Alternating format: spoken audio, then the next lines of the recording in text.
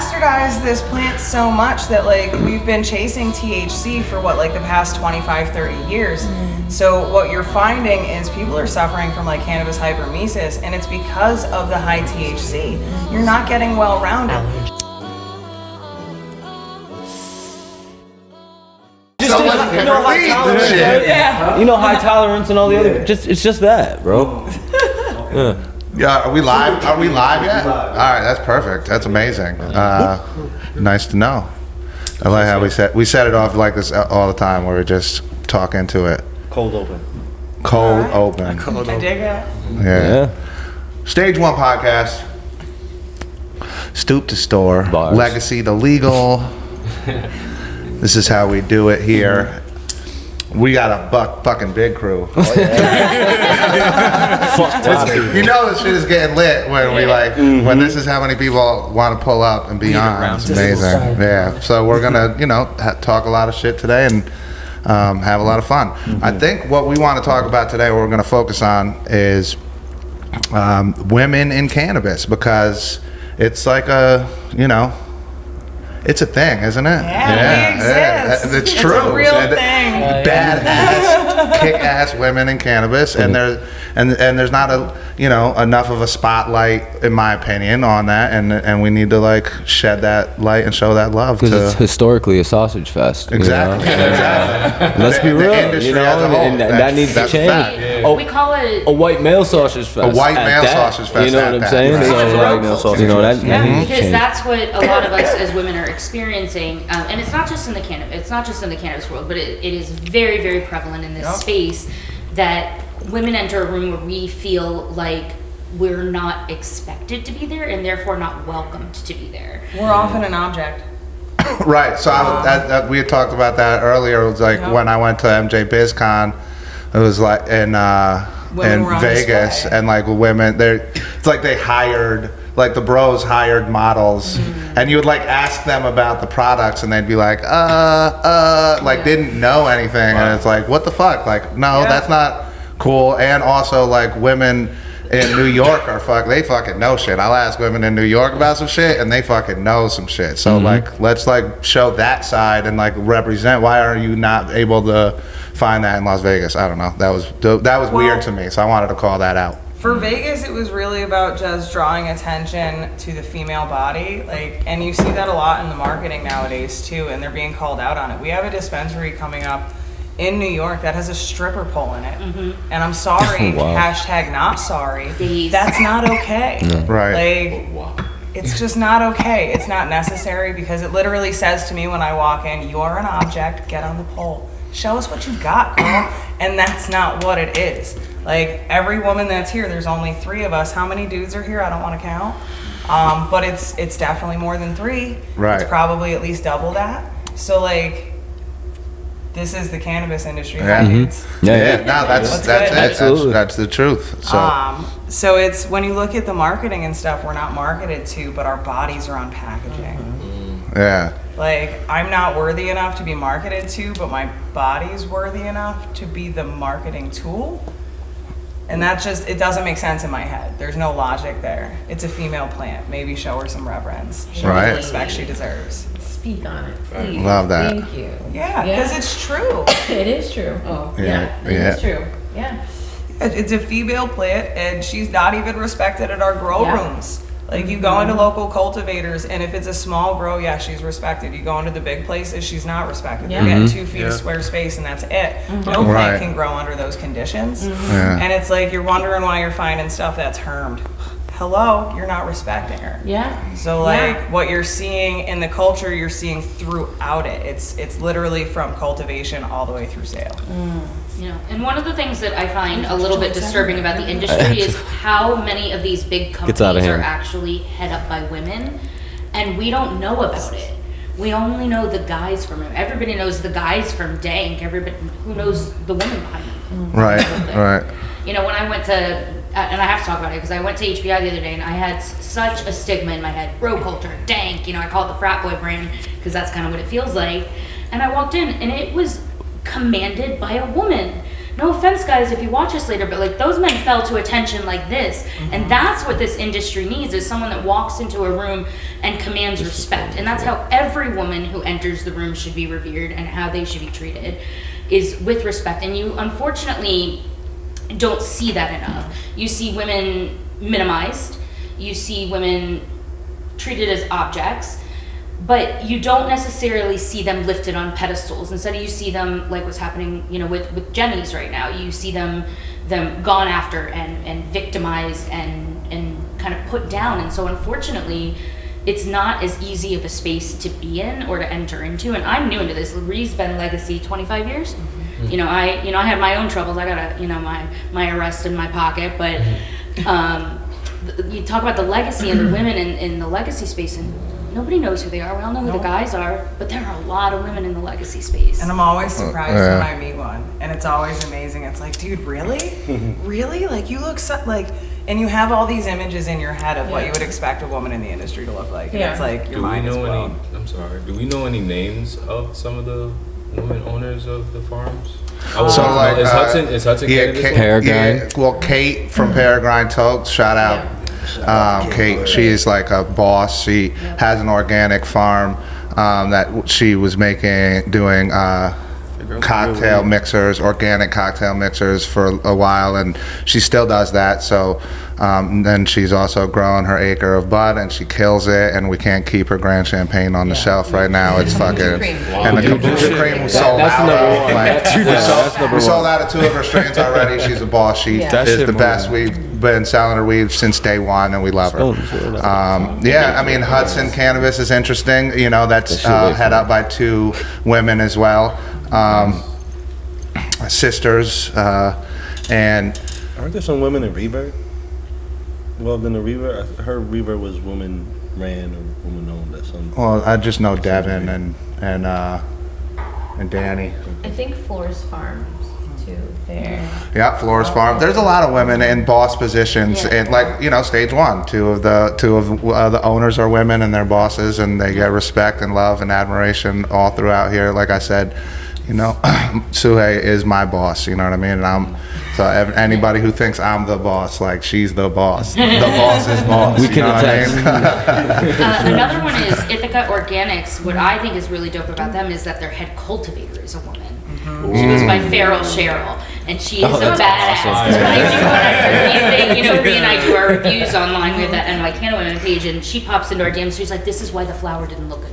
They were trimming it when it was still alive. They should do it like this. They should do it like this." I was like, "Why is this person my DM?" And then she's like, "Yay, Ithaca!" And I was like, "What? Do you work for them?" She said, "I am their head cultivator." And I was like, how often do you see a woman in that position? Especially here. Ravens View Genetics, we don't have their flower, but I know that they're one of their owners is a woman, and she's badass, and I love their social media presence and what they're doing. So there's a lot of really great, you know, and you're in the culture here and like creating. So one of the things that stage 1 is all about is culture and building culture, and the importance of that. And you're like a culture creator. I see what you're doing. It's awesome that you're here and I would love to showcase your kind of like what you're doing, the NYCannaWomen. It's like amazing. And you're like reviewing products. You're running around from dispensary to dispensary. So tell us a little bit about what you got going on. Yeah, so it's Ree and I. It's not just me. It's NYCannaWomen. It's plural. This is my partner. We are 50-50 on everything. That's awesome. Like, this is my girl. I handle the marketing and community building side of things. So that's actually where my specialty lies. And then Ree is our formulations and cannabinoid specialist. So she comes in with all the details, all of the information. She gives me the lowdown on the strains. I create the graphics. I create the story that goes along with it, and, you know, temper down the opinions so they're kind and gentle. Because when you review with grace and honesty. I don't have any grace. she's the grit, I'm the grace.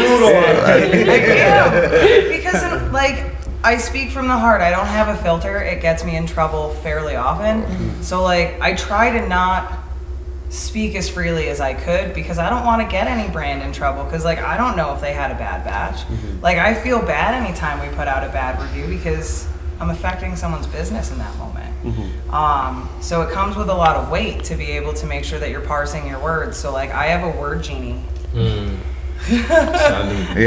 She makes me sound so much better. It's wonderful. It's wonderful because otherwise I sound like an ass. You don't. You sound like a brilliant genius. But I am lucky enough to be able to take all this knowledge that she has, and sometimes it's even very complicated for me to understand because Rhea understands things on not just a scientific level, and if you hate this, I'm sorry, but on a very spiritual level with the plant that I don't necessarily have yet. And being with her and getting to go with her and watch this happen and watch these conversations happen, I'm learning and I'm being inspired and I'm getting to get this passion for the plant. I've been a consumer since I was 15. I'm 37 now.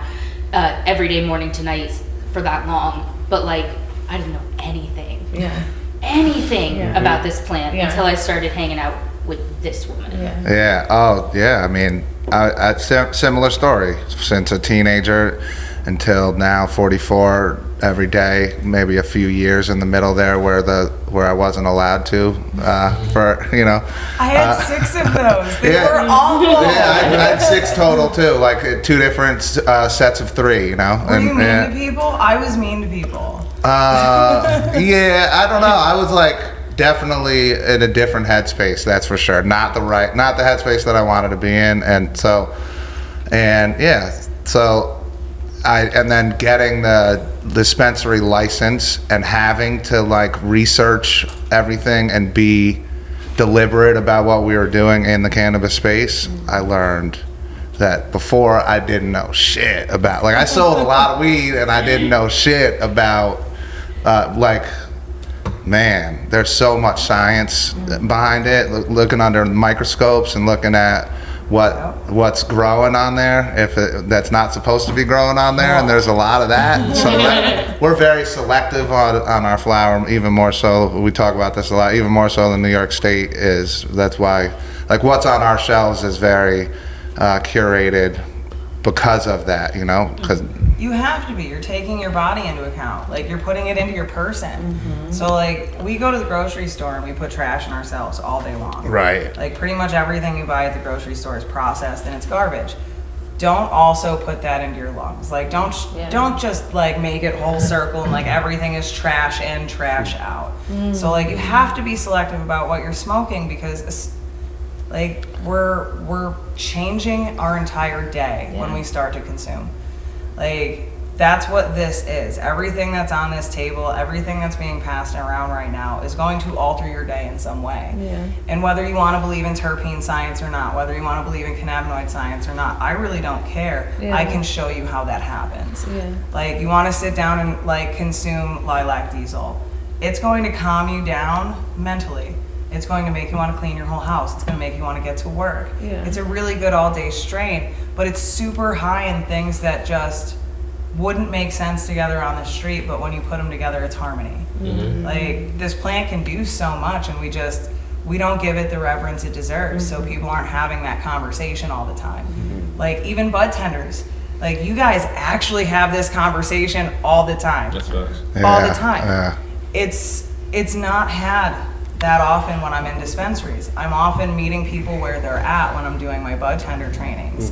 And sometimes it's really disparaging, but it can get really exciting when you start to talk to people about like, CBG. If you use that as That's what friends are for. So like when you start to talk to bud tenders about like when you up your CBG intake, how it actually like acts like a Mack truck blazing through traffic and just breaking up that tolerance you've built. It kind of blows people's minds. So like you can meet people where they're at and bring them up to this conversation if you're willing to take that time.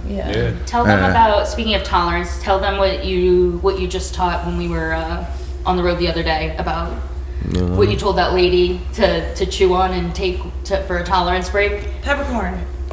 peppercorn. Did y'all know that? Peppercorn. Yeah, I had no idea. Peppercorn, like if you're in the middle of a Greenout, peppercorn can help bring you back if you don't have access to the other things that could bring you back. So like, do you guys know what a Greenout is? No. Yeah.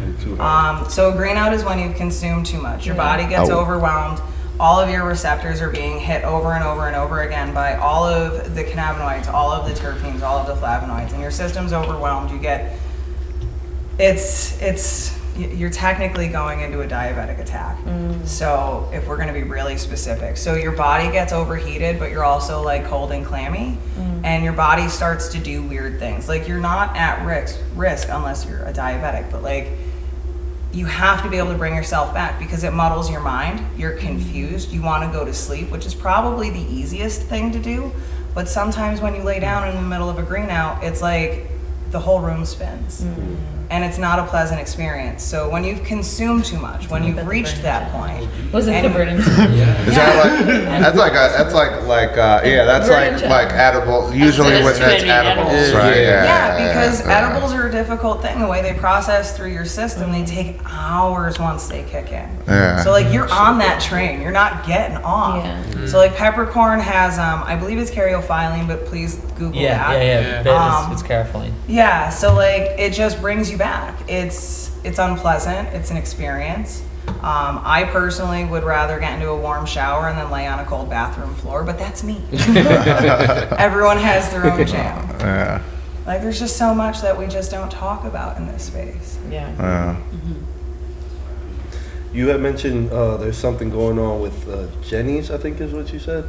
Yeah. So Jenny is amazing. She is the heart of this industry for women. She is an advocate, and I don't have an opinion on it. Lots of people have been speaking their opinions. What I can say is that she is a badass woman who is fighting for people to be able to speak out and not be retaliated against. So she's suing the OCM. There's a couple of lawsuits that are going against the OCM right now. Damien Fagon was just put on administrative leave to investigate that, and there's movement that's being made, and you know, I wish her the best. She's a badass. She's a badass woman, cancer survivor. I did see that headline, that OCM headline about Damien Fagan getting put on administrative leave for retaliating against people who had lawsuits against the OCM. So I was wondering specifically what that was, because there definitely like a number of lawsuits against the OCM. So who was Damien retaliating against specifically? But that Damien Fagan, he was the chief equity officer of the OCM. Okay, wow. Yeah. And he's the one who got placed on administrative leave. Yeah. Interesting. Yeah. Okay, that's cool. It is very interesting. Yeah. You know, that's all I can say. I mean, here's what I'd say. I was talking about this very specific topic with Nate the other day, and he made this point, like about the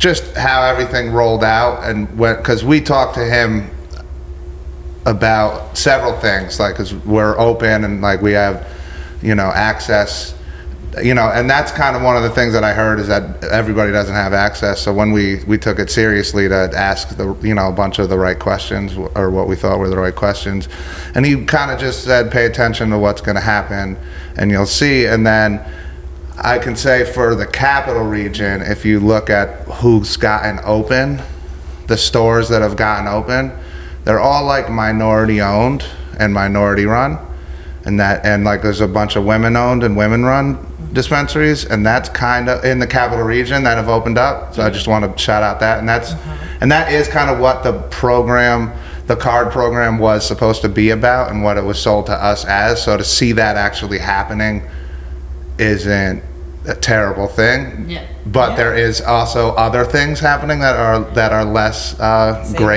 savory. So but he did, I just wanted to say, Nate did point that out to me, and I was like, oh yeah. And the two can exist at the same time. The two can exist at the same time. They can exist at the same time. So, yeah, it's like a tough position to be in, you know. It's like, how do you navigate that, this whole, I mean, I feel like there's a lot of positions that and all of the whole OCM is put in, that's like never, like, not a right decision to be made, you know? It's like rolling this shit out has been tough. Yeah, there wasn't a lot of open communication.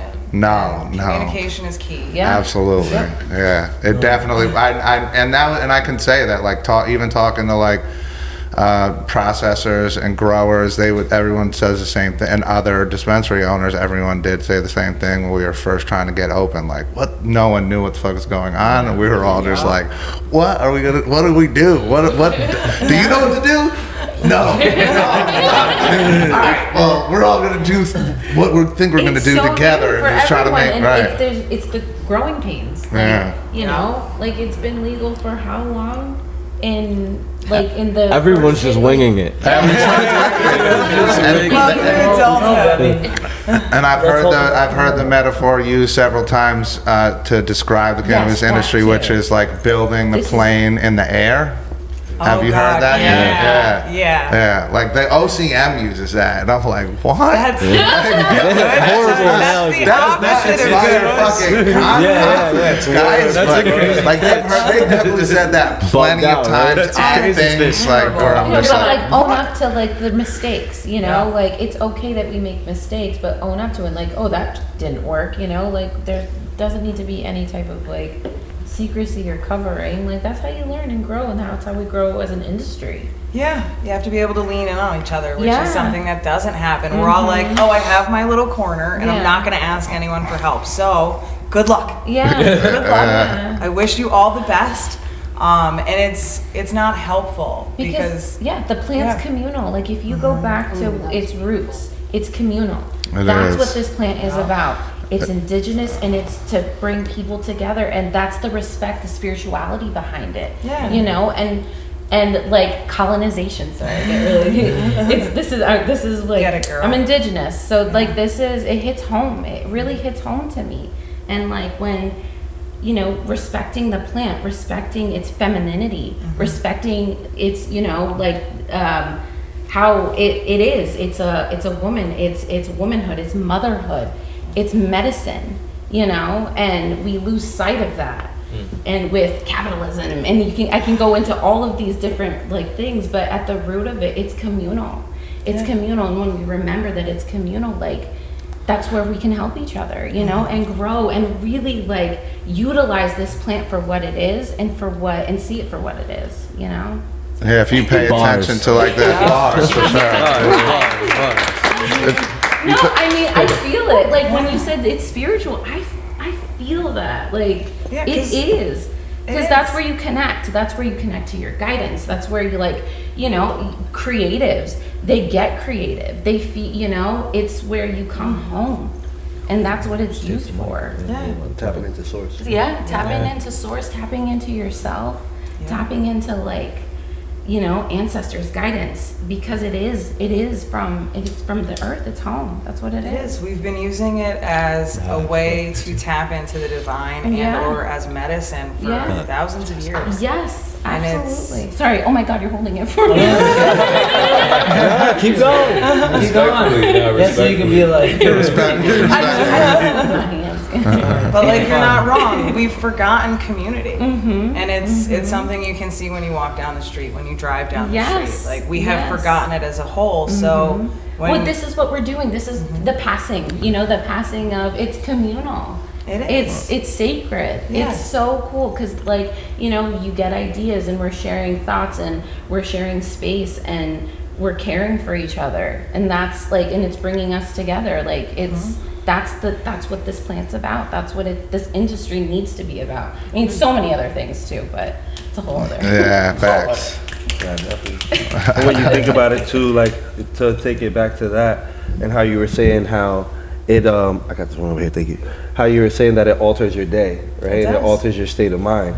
That's what, when we're all together and we're all passing around that same joint, we're all smoking off of the same strain at the same time, we're getting high together. So then during that time, while after we finish that joint, we're all on the same plane to a certain degree. Yeah. Yeah, it's like whenever you're smoking on your own or something, and you always feel good, you know, you still get stoned, but then like you go into a room of a bunch of people you know, and you're like it always happens. I never realized how stoned I am. That's like, And like someone makes a joke. And me and Scotty looked at each other. Yo, we're stoned, bro. Well, that's the second part of it, though. Yeah. Because I smoke this much at home, and I'm nowhere near as high at home than I am right now. Yeah, And it's yeah, because we're all sharing a vibe. Like we're sharing a bit of each other in this moment. Communal. And beyond that, this would go into something that I love to hear you talk about. And if we bring it back to the science for a second, is we're smoking so many different strains. I don't even know what's on the table. Like I've got the shakes a little bit. So I could say we're definitely smoking pink runs from Electroleaf. Shout out to Electroleaf. And also, I believe there was a bubblegum gelato from Electroleaf lit. Nice. I also lit from Takal, the Love Jones. I lit a Love Jones. I tasted that. That's the three that started on this end of the table. So who else? I know there was a couple. There was definitely Space Runs from Henny Tree. Space Runs from Henny Tree. Magic Melon. We need Magic Melon from Ithaca Organics. Shout out Ithaca Organics. Shout out Henny Tree. Let me look at that. Man. Yep, you got Critical on the table. We got the Critical on the table. got Shout that out Critical. Representing Got some weed water, then the tune. You know, we always drinking our weed every episode. Can't stop, won't stop. Shout out to weed water. Nah, Jay, show him the cup, bro. The cup? Well, this is the first time we're hearing Cut the about check. This is the first time we're hearing about cut the check, right? Cut the check. Shout out to weed water, cut the check. It's a fact. Big fact. Like sponsor these, Jack. I paid for these. That's my tip money. I had to work for that shit. You know what I'm saying? I'm playing with me. Yeah, bartenders never have to buy weed. Like that's a crime. Oh, But we do get blessed. Shout out to this is the cannabis. This is another. This is what I I know, like literally we review we review weed. I spend like $500-600 a week on Not a joke. Orange cookie. Like I spend so much on weed. No, yo, And I still listen. grow. As an owner, I would say we definitely all my money bless drinking our staff and make sure all of our bartenders and our brands take care of our staff, and it's amazing, and everyone gets to try what they sell, so they know what it is, and they are aware, and they know how to and they get the proper training. We have amazing partners in this industry. We're so blessed to have them all. And that being said, our fucking bartenders and our staff spends so much money on weed. Because we don't get everything. It's like so crazy. At least one. You know what I'm saying? We spend so much. We get so much. Like, and then we got full back. Our brands are And then amazing. like, I still buy Because we stuff. like Yeah, they were handing stuff out, and I'm like, do I get a goodie bag? It's like shout out to the whole staff, because it takes like an army to like really make sure everybody gets the right bag and everybody gets the right samples. It's a whole squad of people. Shout out Emily, shout out Ashley, really doing their things, really making sure. Cam, shout out Cam, Carmen, San Francisco. Yeah, man. Carmen, San Francisco. Carmen, San Francisco. And shout out to Nature Radio, because we got samples from y'all too. Y'all blessed us plenty of times with the samples too, so we got we definitely shout out to the resonators. We do have something new, and I Jonesy. haven't even tried it yet. Resonators has 510 carts now. All right, I like the resonators all-in-ones too. I did too. Yeah, I was a fan. That's delicious. It really is. Shout out to I know we have resonators. mimosa, chem fruit, and I'm blanking on the other one right now, but it's like banana something, and it's It's I can't wait to try, good. but you guys are getting them too. Yeah, great. In the next Love week it. or so, because I found out about it. What's today? Is today Tuesday? Yes. Yesterday. Doja told me about it. I laughed hysterically. I'm like, Christian was one of the first like 3 or 4 people in the New York cannabis industry that like reached out to me and like was like, yo, I think I'd love to, you know, be in your store. Like we didn't have a fucking store, and he was like, this is what I got. I have these brands that I'm building. I have this team. I got this place out here, and he's a great dude. Love what you guys are doing over there. Love the whole team. Shout out Nick. Everybody's. You guys got a great team, and you're making great products. So glad to have you. And you are like like every time you come in the store, it's like a better day. So and we always talk about it. What a great day it is. Good vibes always. And I always learn so much from you. Yeah, exactly. It is jaunty. Seriously. I really appreciate you. Yeah. well, I love you guys. You're always so welcoming when I come in, and it's always such a good vibe. Like I come in on a bad day, and you guys make me feel better. So I appreciate you guys. Stage awesome. 1 is that's the goal. We hear that a lot from customers. We hear from we're doing something right. That's I've what been we're doing here for something some right. amazing conversations. Yeah. Like I was here I think it was like a month and a half ago, but like I don't even know what day it is anymore or where I live. So don't hold me to it. But there was a woman talking to Pam downstairs about like what Shout her out budget Pam. was and what she could actually like get and what made sense for her and her mom. And it was a really, really beautiful conversation, and she left so happy, and she was so excited, and I was just like, yes, that's what it needs to be. Yeah. So like, you guys are kicking ass. Yeah, shout out Thank Pam. you. Pam is the best. Pam Lane. Yeah. Well, I'm telling you, our staff is like A1, No, I- the greatest. Yeah. It's really. Much love I just to hit what all I'm the handing staff. Oh yeah. Osie, what is that? I've heard it before. Orange cookie mac. Ooh. Orange Cookie Mac. The orange coming Do we know the through lineage? It's an orange or cookie in a bag. Yeah. I love it. That's But it's all orange now. You nailed I it. don't know where it goes. It's definitely got some like vanilla love undertones in it you. too. Sorry. It's an orange a cookie and a Mac. This makes sense. This makes sense. I know what to expect. Well, the cookie and mac is kind of easy, but the orange can mean a lot. The orange can mean a lot. Because like if we're talking about like if we're going on the Tangy side of things, like my system handles Tangy strains really, really well. But if we're talking about like what is the one Berkshire Roots has? Like what is Orange that shit? Chameleon. Yes. Yeah. Sends Oh, me yes. through the roof. Yeah. I just Through finished the the eighth roof. of that. Oh god, I can't.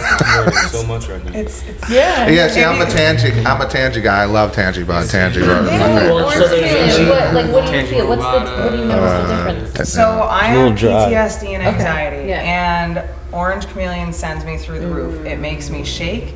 It makes me sweat. It essentially sends me into an anxiety attack. And it takes me like an hour and a half to come out of it. It's really, really uncomfortable.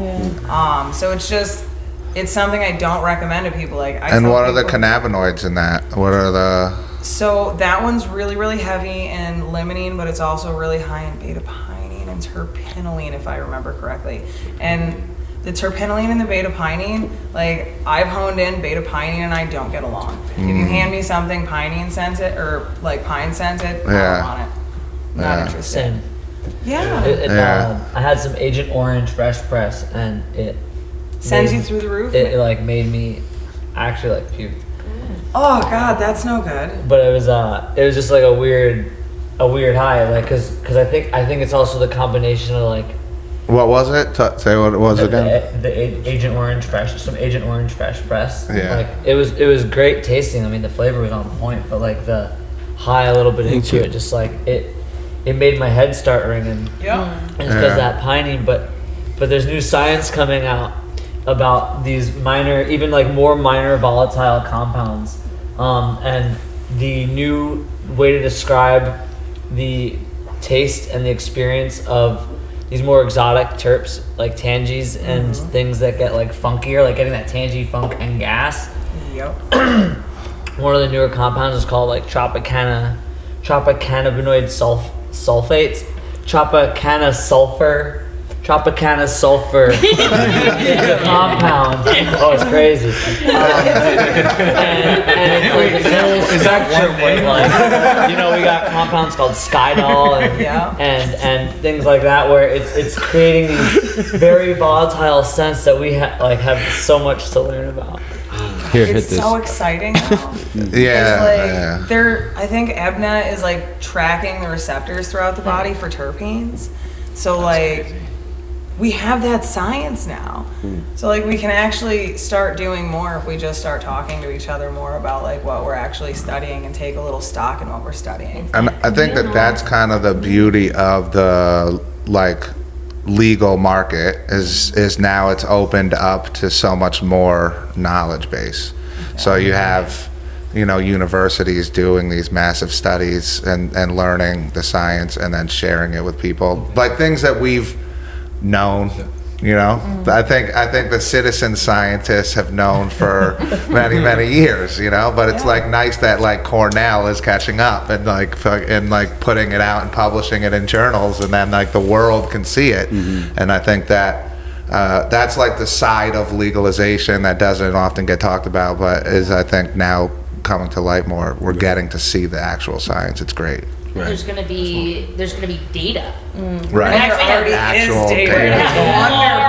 Large amounts of data, and I'm really interested to see how the data will differ between the lifestyles in New York and the lifestyles in California, because it is such a different lifestyle. And I wonder how, when they get to the point where they, you know, start comparing their data that they've collected, I'm going to be interested to see what's different, what's the same, you know, across based on lifestyle and how you interact with the plant. That's going to be something really interesting to find out. You know, does the sun affect you in different ways? You know, does you know, that's the kind of stuff I'm really interested in. Within that data, though, do they talk about like the potency levels too? Like, I hear a lot about like how high potency doesn't always mean anything. So are they gonna like? Is that part of the data too? So when it comes to the potency issue, like potency is a thing, but we don't look at it as a whole. We have broken down this plant, and am I allowed to curse on this? Is that a thing? Oh, okay, yeah. so fuck yeah. We've bastardized this plant. You can't fucking curse on this podcast. I want to be sure. But we've bastardized this plant so much that like we've been chasing THC for what, like the past 25, 30 years. So what you're finding is people are suffering from like cannabis hypermesis, and it's because of the high THC. You're not getting well-rounded. Like, you have an actual flower. Can you open this for me? All right, break it down. Cannabis hypertenesis, what's that? Cannabis hypermesis is when your body essentially reacts. Everyone has a little bit of a different reaction, but it's when people go to the hospital because they're so fucked up. It's a waste of their time. You can treat it at home. Peppercorn. Okay. That's what you were saying. But so that's what you're saying, like Greenout. Yeah, a lot of people actually cannot smoke after they reach the point of like cannabis hypermesis, because it's your whole body is like, nope, I need time. And what your body really needs is the entourage effect. It needs those minor cannabinoids. It needs terpenes. It needs flavonoids. It needs terpenoids. Like, we're missing all of that when we're chasing 30%. We're not doing ourselves a justice. We're doing ourselves a disservice. So like, you need to look at those terpene profiles. Maybe try something that's 15% THC, but has a beautiful blend of terpenes. Maybe throw in some CBG and some CBD in there, and you're actually getting what I call whole plant technology. You're getting everything. You're getting the entourage effect, that warm hug feeling that wants to tuck you in at night. Like, most of these things just don't have that anymore. And it's because we've bred it out. Breed it back in. Bring it back. We have CBD farms everywhere. Most of them are pushing CBG, CBN. It's how we're getting all of these things and injecting them into vapes anyway. What do you think of the of like some of the flour that's having the miners put back into it, like added back in like that way, that you're with distillate and shit like that? How do you feel? Like, there's stuff like that happening behind the scenes. I was just wondering how you feel about that. So I know, like, where I work at Jaunty, we add minor cannabinoids back in because there's a benefit to it. We add it to our gummies. You see that everywhere. All the brands are doing it. So I think. Oh, I'm gonna. No, I'm talking about adding it into flour though. No. Yeah. Like, are we talking about spraying it on, injecting it? Like, what do you? How am I supposed to? How do I put it back? The only thing I can do is actually breed it back thoughtfully, and then just work on that, like hunt to make sure I get the right thing, Right. make sure that it comes out balanced, because it's not gonna be balanced the first time. Take over. I know you're gonna go. No, I know you had stuff to say though. Like, you're a grower. Tell me how to do it. Well, like the whole thing with the science and the data and the cool aspect about this all is that and it's also interesting to bring into like consideration how this data is going to affect different regions. Is that this is going to create the next evolution of cannabis? Like with the data, we're going to learn what terpenes we want to breed more of, and like getting it more down to the people. It's like certain areas are going to have a bit more, higher densities of those strains that you're looking for like that sativa. Like maybe in those cities, you'll see more Durban poisons with like higher THCV. So people don't want to be thinking about food; they want to be thinking about like getting it done. And then like you got some folks in the western states that might want more of those like laid back, hybrid cruisy, just like smoking on the beach kind of vibe, and so you go to those beach areas and then that's where you find it, so it's going to be like that Pokemon hunt.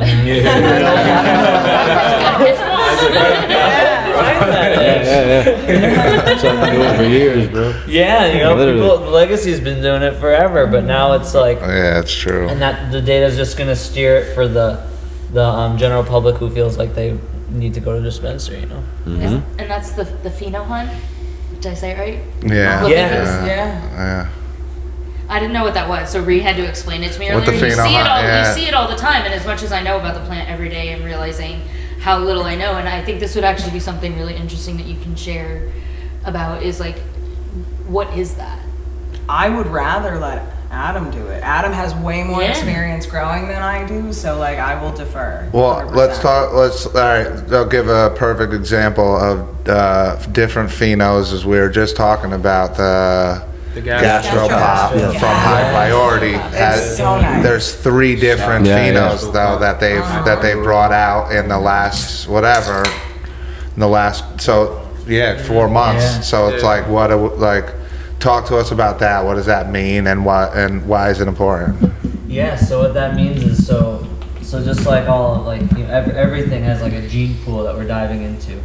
And when you have like heirloom tomatoes, heirloom crops, anything heirloom means that it's like stabilized. So no matter what you pop, like every seed is gonna look the same, smell the same, taste the same. It's stable, so you know exactly what you're getting. That's why a lot of commercial growers really enjoy that. Like larger commercial growers, people breed. So you have like GTI seeds, and they breed large scale. So they want consistency. They're not looking for all these crazy flavors. They don't want people getting 4 different smells. They want like everyone to get that gasoline, that whatever. So then when you breed 2 staple plants back to themselves, it opens up that gene pool. So now you're opening up the parent lineages. So like you're opening up the Girl Scout cookies, parent, and you're opening up like the Agent Orange lineage, or whatever you're doing. That's fine. And then when you grow those seeds, there's going to be 10 different smells maybe. Depends, you do it right, like you pop a whole bunch of seeds, 50 to 100 or whatever. You get those smells and you're like, okay, that one's more tangy, that one's more gassy, that one's more garlicky. What do I want? And you judge it based on, bag appeal, the way the nugs look, the way the plant's growing, how it's producing under the stress. There's definitely different characteristics you look for. And then you start saving those plants. And then you grab like a male, and then you start pollinating it, and then you get those seeds. And that's a whole process, and then you can cross that, so you get male plants of different genetics, and you let that pollinate other female plants of other genetics, and that's how you're crossing things. And then you stabilize them. That takes so much work. It takes a long time. I'm like 4 years in. I've known Mickey, people on a 20-year hunt. Yeah. It's like that. Yeah. Wow. It's not stable until like 4 or 5 years in. Because you're gonna do all these things. They take time. Each batch takes time to do the next step. Like you figure something out about it, right? And then you're like, I think if I put this with this, it would be better. Right. Like for example, like I had like a bubble Like kush. addicting. Like It does. Yeah. Like I learned so much about the plant just from growing it. Like Yeah. I took a bubble kush male that I got from a dispensary, and I crossed it with a Godfather OG female, and it gave me like this like real gassy strain. And like as soon as you crack it, it smells like a kerosene can. And but then I feminized that too, because I had like a few seeds of it, so I got male and female of it.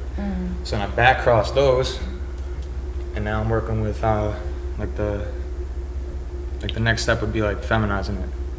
After I get it to like, because those seeds have like 100% germination rate so far. Nice. Like every single one that I pop. I can't wait to start growing, bro. Yeah. It's so much fun. This just sounds amazing. F2, F3, all the way, like, you know, you can count up to F8. Yeah, you can just By keep that point, going. you call it a new strain. See, I don't grow, but I do that with joints. I just take the buds and fucking mix them up into the salad. a little hybrid joint. Hybrid joint. Yeah, you're making weed salads. Exactly. You can customize your experience with that. Right. Kale So like if you're spinach. using thoughtfulness and intention when you're looking at your strains, like I generally have like 10 different strains at home. So like you can cater to your day if you know what the terpene profiles are on each of those. So like if you need something specific for waking up, but like, you know, maybe Magic Melon just doesn't do it. So you take a couple of things and you just mix them together, and you wind up making this whole new thing that just blows your mind. Add a little keef to it, and it's a party. Ooh.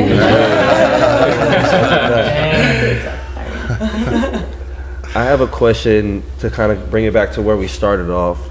As women in this industry, are there any benefits or anything that you feel like, anything that might be cool, like something that's cool? Oh, benefits. Men are easy to sell to.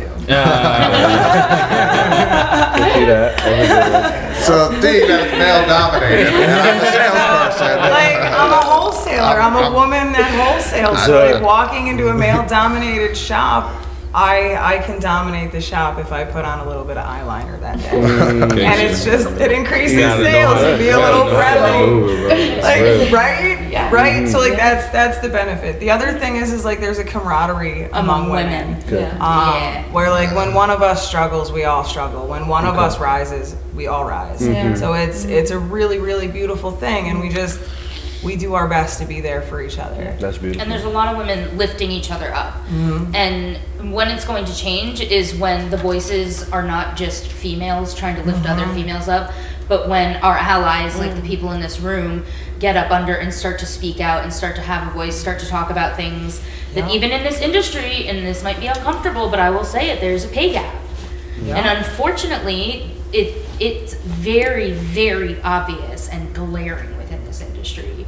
And so some of the things that need to change are going to be, you know, having our allies stand up and speak for us, and having people get up and talk about that wage gap. And you know, women, we can say as much as we want. It's not going to change until the other half of the population joins in. Look at our government. You've got these two parties, and if two people are continually only trying to do their own thing and they don't come together for the greater good, you know, that's why this legalization, like you said, bringing it back to you, you know, that communal spirit that this plant brings, bringing people together like this to have conversations like this in a safe, peaceful place. Like, this is beautiful what you guys have done here. Like it's Thanks. It's safe. Yeah, absolutely, and it's intentional. We definitely want to create that, and I did that with thought, and a lot of thought went into it, and that's the thing. Like you have to think and put that thought in. If you want to create what you have to do that. You have to do, and we always talk about doing the thing. You got to like do it.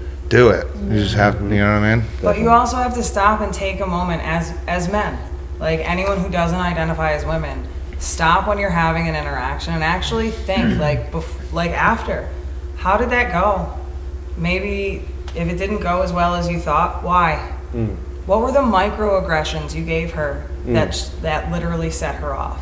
why did she go meek? Why did she get quiet? Why did she just start to agree? Because it's on you. It's not on her. Sure. Like it's you guys that have to make us feel safe.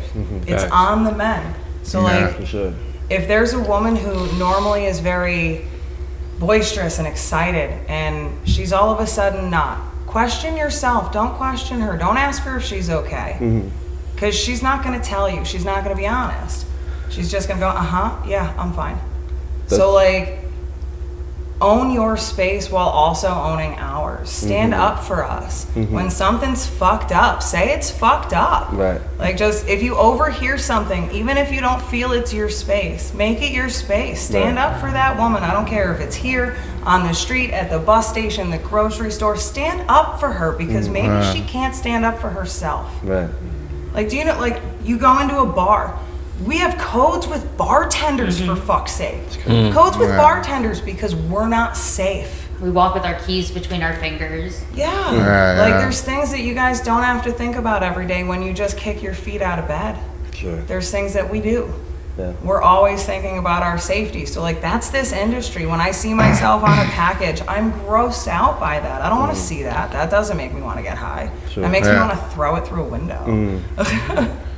And I definitely will say, having like women owners makes a big difference, you know. And we have, and that's how we run our business. We're very like conscious of all of that. I think, you know, we won't like speak details, but I think we all here know how as a company we treat that type of behavior, and how we react to that and respond to anything like that. So we're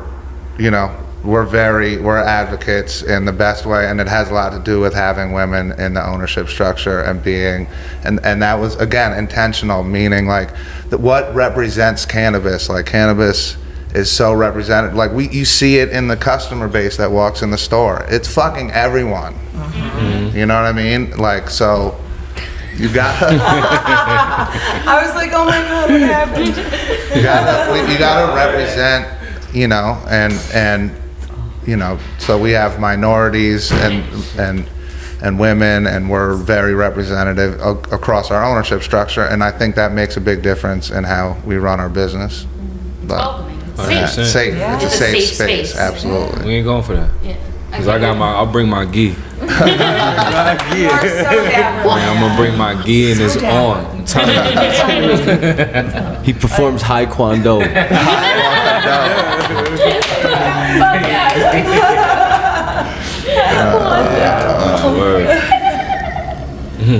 Scotty has the best. Like, Scotty's got the best one-liner. He really does. Seriously, he came up to me one time with posters. He's like, hey, have you seen these? They were just invented, like newly invented. I'm like, what? These Post-its. I'm like, oh wow, really? Like, it's so serious. Like, no, deadpan. He's very deadpan. Like, you seen these fucking things? You heard this song? Yeah, I feel like Biggie will be playing in the background. That shit is great. Yo, did you know this guy smokes weed? This is his first day. This is his first time. This is his first time here.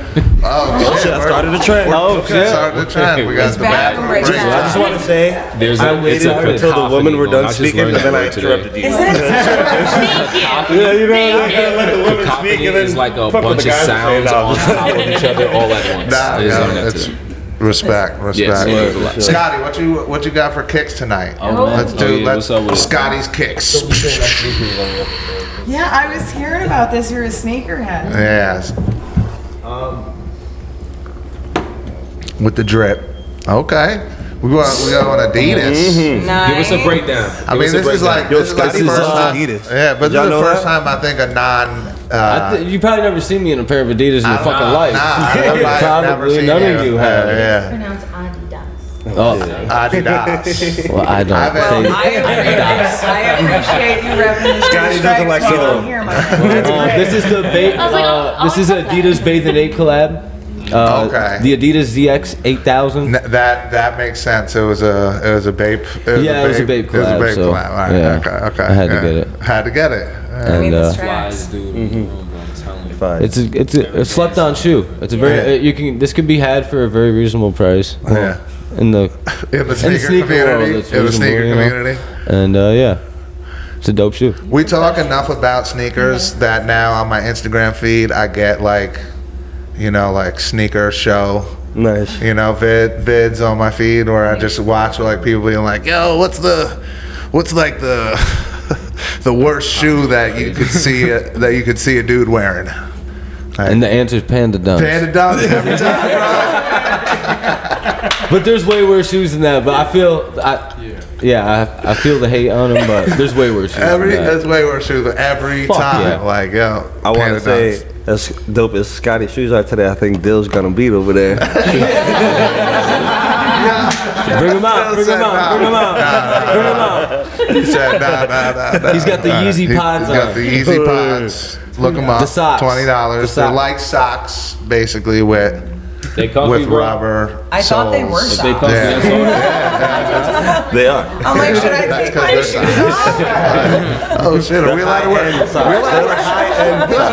the studio? Shit. Wouldn't they make you with leggings? The producer ain't even wearing right over that when you sock. I have no style. Like every pair of shoes I wear are like thrifted. My first pair of like nice boots I got, they were next to a dumpster. I think I gave her They were first like brand colorful. new, but they were next to a dumpster. I'm like, I'm not leaving these here. They fit. Proximity. I'm like, it was goddess right? scent, yo. It was goddess scent. Literally, that's fire. I've lived in combat boots since. It's terrible. No, it's not. Like, No. I live in Those are dope. Those are docs, right? Yeah. Okay, so how do you break in the heels? Because I've never mastered it, and it's awful. I've given up my docs. They're in Hollywood now. Yeah, I sold them online. I think you just They have were like a moving. really high pain tolerance. That's like, fair. I just do. I don't know, cause like it's a little uncomfortable. Don't kick in. Shit kickers. With the head Go back. Doctor, don't.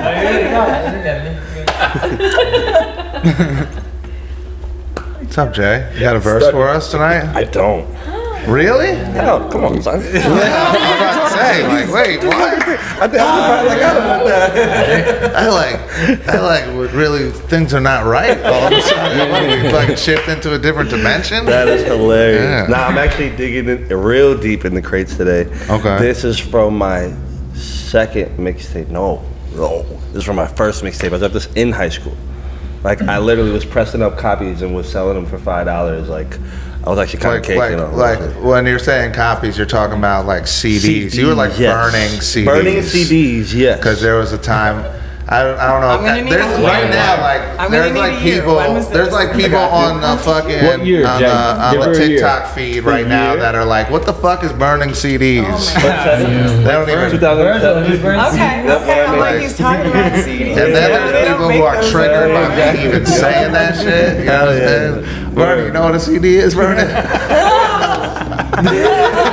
But wait, why? You told me this before. Wait, what? Did your mom make you like? She like showed you it just so you know? No. Oh no, that was a Walkman. That was a Walkman. All right. Was it a Walkman that played CDs or a Walkman that had tapes? That's a good. It was a question. Walkman that had tapes. Oh yeah. Cassettes. You know what a cassette tape is? Yo, because I've seen people your age rocking cassette tapes trying to find where to put the headphones in. That's why we fuck with Vernon, because Vernon is not one of those. Vernon hurt my feelings today. I got the premium. Vernon hurt my feelings today. What did Vernon do? I played Can He Kick It or Can I Kick It? He said that shit was whack, son. If we play that shit And I right agree. now, that It's shit fire. would kill me. It's fire right now. Nah, I ain't jacking that. I love Chocolate Quest. You already know. Yeah, Chocolate Quest, bro. But anyway, so this verse, I wrote it in Innovators. 2007 when I was in high school. I wrote it after my boy Harry passed away. And it was like, this was kind of like my claim to fame. Like, everybody knew me for the 80 bars. Like, yo, he spit 80 bars. And it's like, it's 80 bars of my life. It's the full title of it. And since then, I've like done some sequels. I did like 82.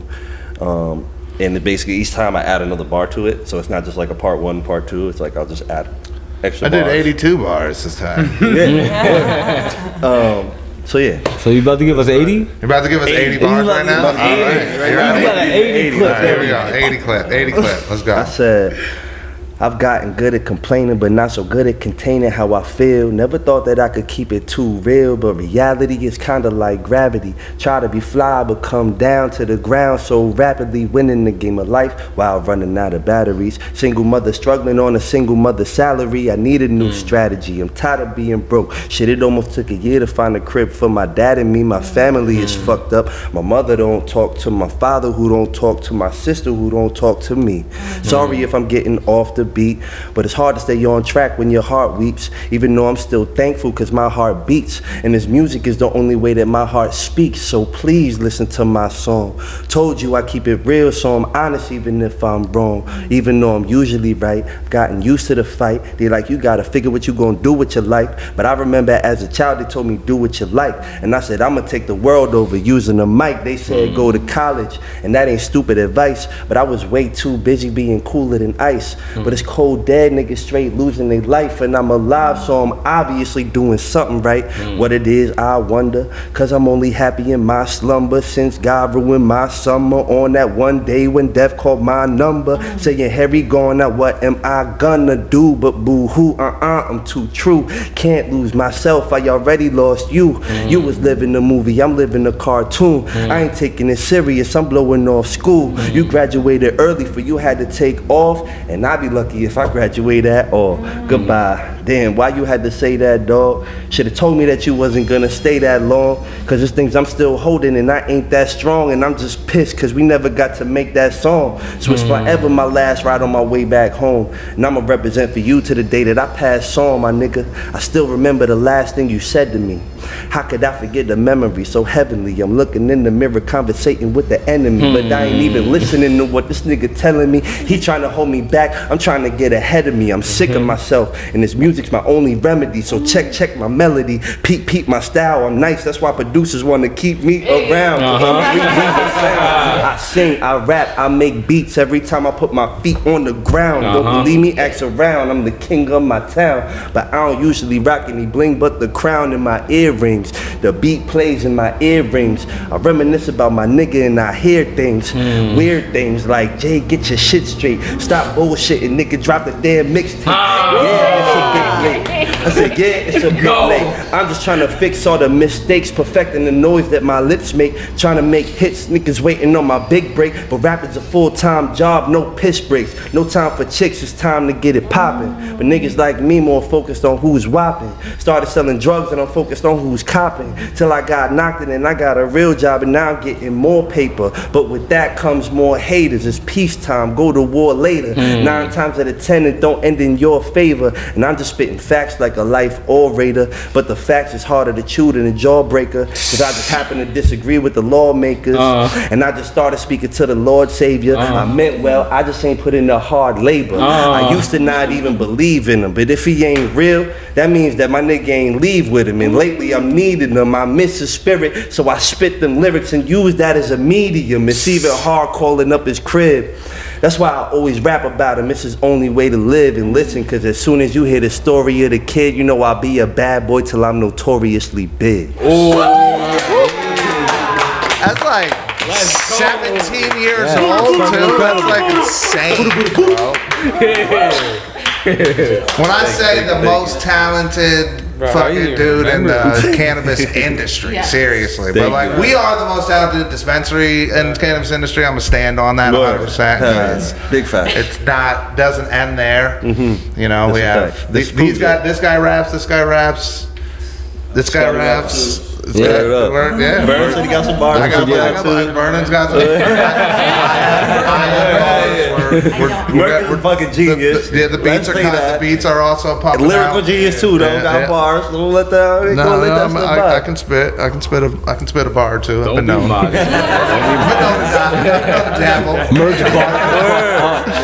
got bars.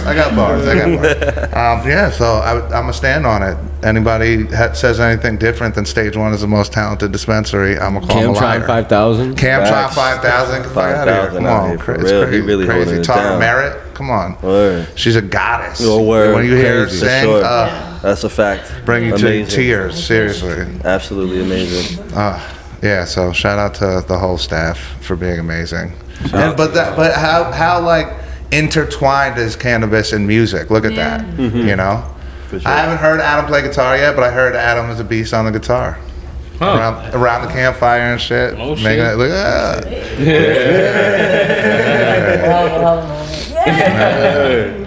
You gotta get on the tape. Yeah, definitely gotta get Adam on the tape. I think cannabis opens minds, and to be able to create, you have to be able to be open-minded. So the two just go hand in hand. That's true. When I used to do photography, I would ask clients if they were photography. When I used to do boudoir photography. That was my role. 10 years of photographing naked women. That was my life. And making them feel beautiful and powerful. Yeah, but that's I've done amazing. it before. Not with you, but I've done it before. And it's not even, it has nothing to do with like being. No, it's all about being powerful. No, it's all about, oh my God. Yeah. But I would ask them, you know, if they were comfortable with it. I would smoke before. And I would pick and choose who I would ask. But the clients who I would smoke before, that would be when I'd come up with all these new poses and all of these new ideas and all these new lighting and let me pull this random necklace off and hang it in front of the camera and create light effects and. Would you ever smoke with them? Yeah, I did lots. I did lots. If you there's a couple on the NYCannaWomen page that I do it 420 sessions. So we'll probably do it. Maybe we'll do it here with this window. Yeah, we definitely talking about this should. window. Yeah, we should. Let's definitely make it happen for sure. We're yeah, no, I mean, I'm a big believer in like tapping into source energy, right? And the source energy is there, and I've just honed in on this ability to like turn the tap on and off at will when I'm in the studio, right? And that's when people are good at what they do, that's what they do. You get behind the camera and you're good at that. You take brilliant pictures. You get in the studio and somebody like Jay comes through and is like, yo, I got this idea, and you're like, all right, time to tap into that energy. And then you fucking do it and you make that shit and you collaborate and you feed off each other. But and different parts of that energy come from different places, but it's still that same energy. It's just that ability to tap into it. And I definitely think cannabis elevates that. Was Thrillmatic the first joint you guys worked on together? Yeah, Thrillmatic. That was our mixtape that we worked together. But I gotta shout out Brock because he's the one who introduced us. He brought me through, and we was just making a couple songs just like off of YouTube beats and stuff like that. And then once I met him and like seen how genius and how smart and how talented and just like knowledgeable about not only music but production and how to like really put it together, and how good he had my voice sounding, it was like, we gotta work some more. You know what I mean? And came in with this idea that like I can't take any credit for it at all. All I can do is take credit for it helping see his vision to fruition. But it was I felt like in the moment I was like, damn, this kid is special with this fucking idea. It's a fucking great ass idea. Thank you. And it was to put songs from Thriller together with songs from Illmatic, and call it Thrillmatic, and do his own bars over it, and and it really came out amazing. And he had all these kind of like, not every client comes in the studio with this. Like he's like, yo, if we put this song together with like all these mashup ideas. And he like knew that I could do it. And he was exactly. Like, and he trusted that I would be able to make his mashup ideas happen. And then we just did it. Shit was mad fun, and we just like clicked immediately, instantly. And then we've been working together ever since, basically making music. There was a break, of course, but I'm gonna say, like, I don't care. You could call me cocky, whatever. We got classics. We absolutely got classics. We have classics. We got like timeless music. Timeless music. You know what I'm saying? And, you know, Jay, that's still not an excuse for not putting the shit out. Like I know it's gonna be hot 10 years now, and it was hot, but it was hot 10 years ago. You know what I'm saying? All that shit was relevant. But in my defense, I did keep true to my promise on the power when I said I was gonna drop the video. He did. I dropped the video. That's true. Ego is out now, produced by Merck. Shot by Christian Lawrence. Where's the video at? Everywhere. Actually, no, not everywhere. Just YouTube. Just YouTube. It's on YouTube. That's like everywhere videos belong. Everybody right got now. YouTube. You know what I'm saying? It's Google. Everywhere that everyone watches videos now. YouTube. Right. The place everyone was gonna go and look for it. Well, a place where most likely you're probably watching this on YouTube right now. So let's search bar. I don't care. Type in Grim Rapper Ego. What did I call it?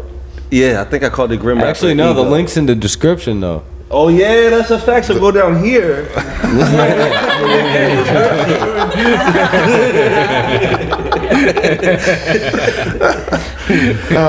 Yes. Buddha. Yeah, Ricky, you got a story for us? What's up? Yeah, I got a story. Oh, Ricky got a story. Story time by Ricky. Ricky story time. Fuck John. Fuck John. Fuck John. Start off with that. So this is a story of some shit Scotty put me onto, like when I first started working here. What the fuck is this?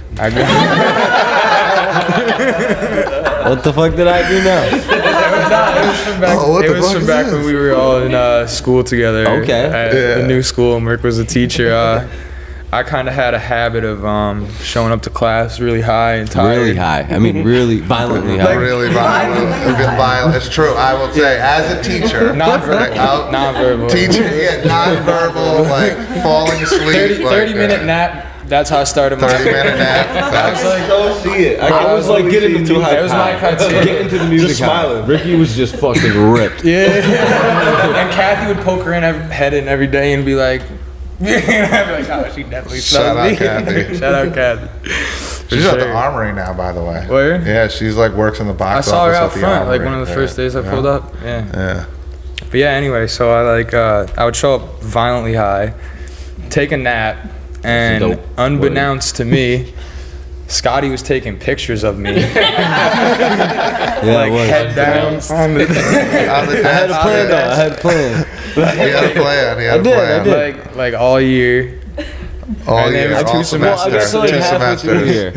Yeah. And I lost my phone. He lost his phone. With all the pictures on it. But he had like making a collage at the end of the year. Collage of Ricky sleeping in class. Yeah, he was gonna gift it to me at like the end of the year, and I didn't know this until I got here. It's beautifully creepy. But it was just like Scott's way of being like, yo, Ricky, I'm glad you're here, man. Like, let me tell you this story. You remember I used to fall asleep in class? Yeah, but listen, that class though was definitely.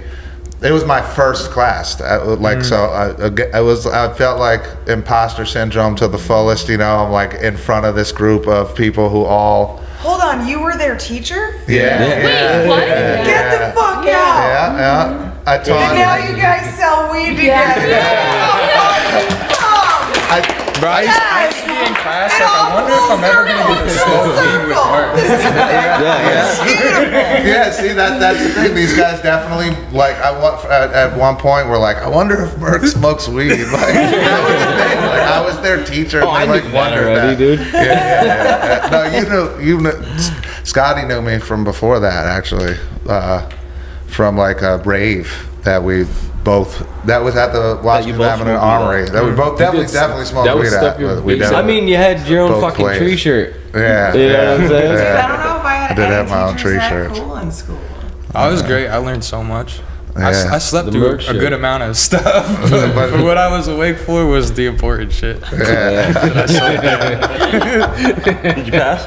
Yes. Yeah, you passed. I would wake up and just we kill did. shit. There was a lot of hands-on fun shit that we did in that class, like miking shit. And Your dad brought we the did. trumpet. Yeah. Redoing movie scenes like with the redoing whole movie the Foley scenes. work and shit. Yeah, it was cool. It was so much. Ricky said I could mix better than you dudes in my sleep. So. Yeah, now Ricky's putting out Jay's tracks. like, let's have a mix They're like dope. He's like, he's got a following. It's crazy. Galena, one of the other owners, lives in California. Like, hit one of his songs on like Fresh the Air. Tesla. That was crazy. Yeah, like in the Tesla, just driving around randomly. Didn't know he worked here. Like, and then shared it on Instagram. Like one of our posts with a Ricky Bandana song that she had heard in her car. Didn't know Ricky worked here. Funny story. I asked Ricky about that. I'm like, yo, I was trying to investigate it. How did this happen? Like, how did this happen? There was like a week where we was trying to figure that out. Yeah. Like, yo, who did it? Who posted it? I had to was Galena, and it was randomly. Yeah, I know. Like, Galena had it was like 3 a.m. our time. Yeah. She confirmed it like the next time she was here. The next time she was here, she confirmed it. I remember that. And then she confirmed that she just heard it in her car and thought it was a song that like fit the poster or whatever, and her daughter sings it or whatever. It's like, and, it was crazy. I didn't believe it, bro. I was like, nah, no way. That's why you just do it, though. That's why you do the thing. You put it out. You put it out there, and you let people, you know. Yeah, it was cool. Fuck imposter syndrome. Just fucking be the thing. Seriously, We does. Fucking imposter syndrome. Shout out to Aji out here, though. This man, bro. Lyrics. Best hip hop artist for 2023. That's facts. And deserves it. I'm gonna take my credit. You got a verse. You got a verse. Ozzy is a special guest right now. It seems like here he has a right now, Mike. Let's do it. Let's just keep the street. And that taekwondo. Puffing on the product, we call it Tangy Colada. Minding my business, minding my dollars. Gotta decide how to go harder. Feeling departed, but working smarter. Gotta tighten up. Flow like a water. I know they love it. Now the price is up. Divided up. Seeking longevity. You riding a what? Riding in a Bentley coupe. Came a long way from Monty Marla stoop. Party with the killers shoot. The party with the villains too. Just part of what we living through. You can't get the sunshine without the rain. Blood stains on the concrete. The flowers bloom in spring. Stay safe, no, it's best to stay dangerous. Protect your heart and make it home to them babies. Shit crazy. Gotta go get it for being lazy. Gotta escape the mazes, embracing my inner changes. The war's on our mind, but the war's on their matrix. Best to be resilient, but most important, stay gracious. I'm telling you. Best in the business. What we doing? That was the power of the ghee. Sorry. The ghee is taking all the credit. Okay. Wait till I get my black belt. We all need to start wearing geese. Stage one geese that will shit go crazy. That shit better be a Supreme ghee, though. Did Supreme put out a ghee yet? Nah, they probably have it. Yeah, I'm telling you, go find the Supreme ghee, bro. I bet you that shit exists. It definitely does. That shit definitely exists, dude. You need that. You didn't even know that's a piece of your collection. You didn't even fucking know you need it. They got the boxer It's a Supreme fucking karate shoes and shit. That's that funny. Yeah. There's that. There's that pause. There's that moment. Merc, what's up with it, bro? There's Merc, one what's every up? fucking episode. That was almost That was crazy.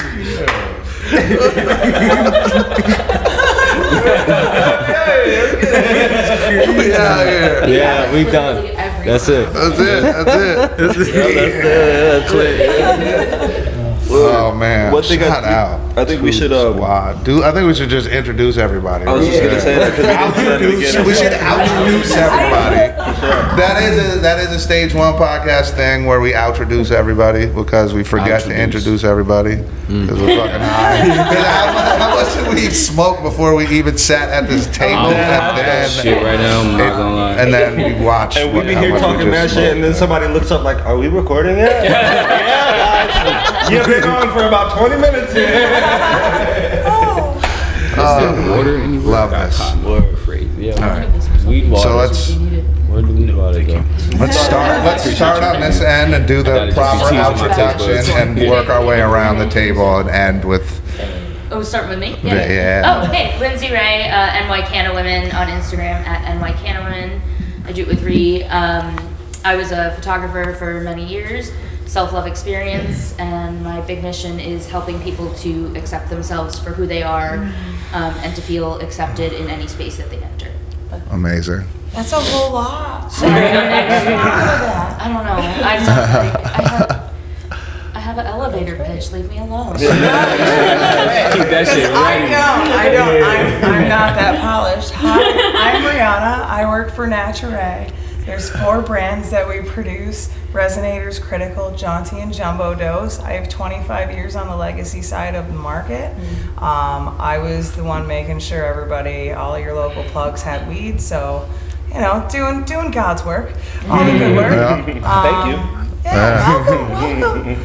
And now I get to be on the legal side of it, and most of my background is in, making experiential consumption a thing, teaching people how to actually consume with intention throughout the day.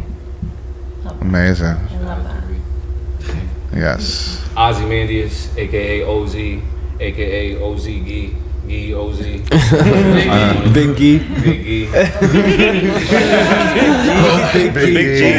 G. OHZHE. Yes, People sir. have a hard time spelling that. I don't know how when it's literally spelled the way it sounds. OHZHE. So shout out to the people who do that correctly. Thank you. Oh yeah, butt tender. I'm also that too. Keep it short and sweet. way too much weed tonight. Scotty Knox, aka Scotty Packs.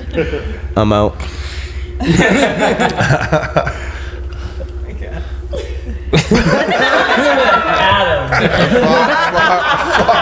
Farmer Adam. Dabble. Like I said, we hit that point tonight. I was keeping it. How short can I keep it? My name is Kenny. Kenny Kick It. Thank you. He's like, that shit is whack. He's just looking. Jason LRX. He's so disappointed in that song. Buddha, your face is disappointing. Go ahead. You skipped me. You skipped her. You skipped her. I thought you was. Yeah, no, it's fine. I'm sorry. No. I thought you was done. Female episode. You can't call me out like that. I'm the woman's empowerment. That's so good. Now you gonna give it to me.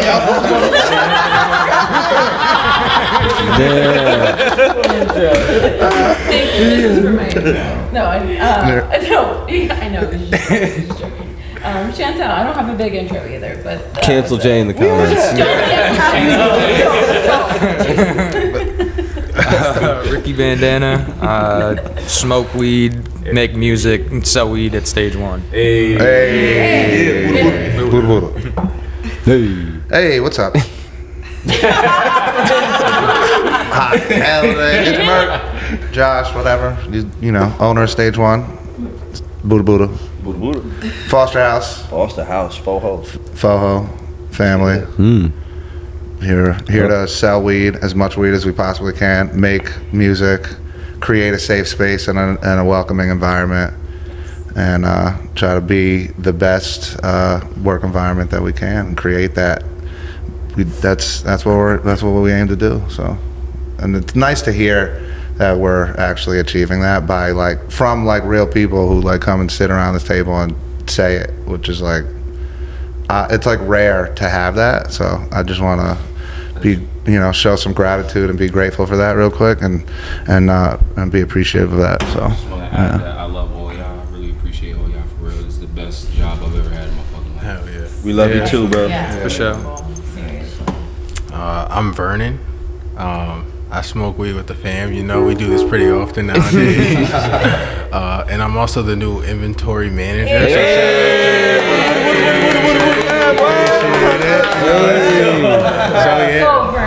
that's what's up. You see, when we celebrate that shit, with fucking the growth, the opportunity here, shit is fucking amazing. That's what we do here, provide that shit. So. Pull up, stage 1. Stage one. Thank you. We have. Oh, shout out Rap Deals. Yeah, what's up? Yeah. Can't forget The big homie. the big homie Rap Deals with the motherfucking pod, And the socks. the whole network, and the socks. We already shouted out his socks, but I wanted to just shout out his abilities because we could not do this without him, and we so fucking appreciate everything he brings. He's truly the man. And I do, and they've had that do shit forever. Do is they've been saying do forever, and the essence of that is do the fucking thing, and I say that, but they've been saying that shit forever. So shout out to y'all. You've been knowing. Do. I love this. Yeah. This makes my heart feel happy. Yeah. Peace to the fam.